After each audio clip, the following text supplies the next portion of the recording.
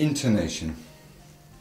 From the very beginning, I'd like to emphasise a tremendously important point.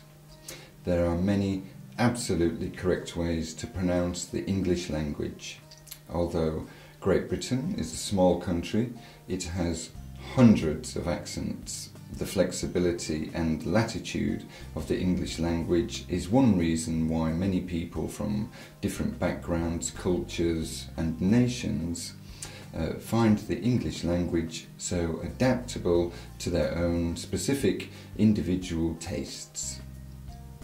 On a wider scale, American English has formed its own identity, as have Australian and Canadian English.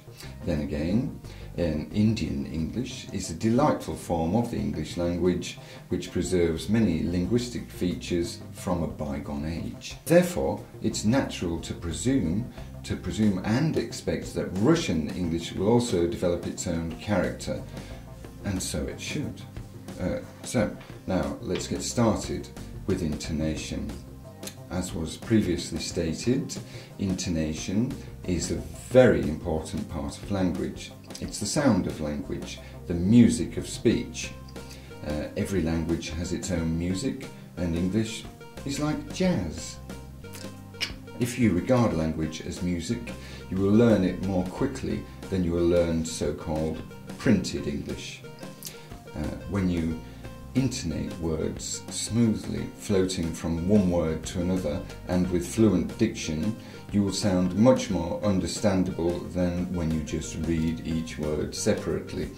If you say, "He is a good boy," it's more difficult to understand than, "He's a good boy." In this part of our training, we will learn the most common patterns of English intonation. Intonation is more important than pronunciation because it expresses what we're really feeling.